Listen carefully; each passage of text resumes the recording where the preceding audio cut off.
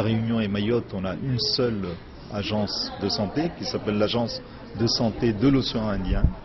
Cette agence réunit plusieurs services, donc depuis le 1er avril 2010, elle réunit avant ce qu'on appelait la DRAS, la Direction régionale des affaires sanitaires et sociales, l'ARH, donc l'Agence régionale de l'hospitalisation. Donc maintenant, la DRAS et l'ARH n'existent plus et font partie de l'Agence régionale de santé. Les agences régionales de santé ont été mises en place depuis le 1er avril 2010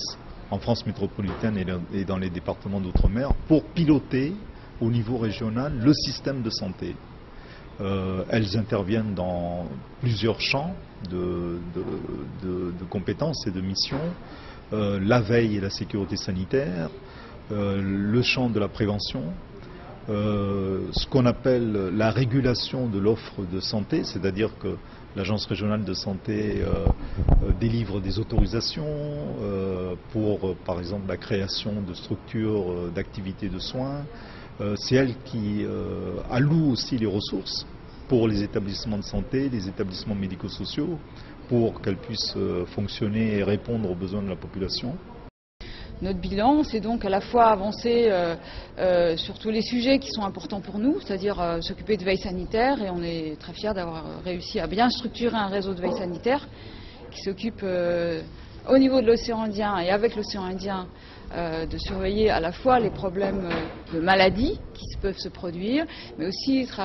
mettre en relation tout ce qui peut se passer dans les établissements sanitaires, les événements graves, ils nous reviennent et on peut travailler avec les établissements sur une amélioration de la santé. Pour l'année qui s'annonce, donc, on a à continuer vraiment à aller jusqu'au bout de la construction du projet régional de santé, c'est-à-dire c'est ce document qui servira d'engagement pour nous à l'égard de tous les acteurs et dans lesquels on dira combien il faut de places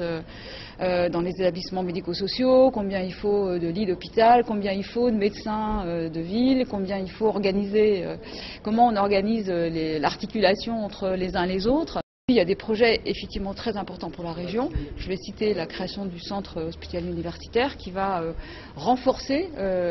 l'offre de soins dans la région, faire venir de nouvelles compétences, travailler mieux avec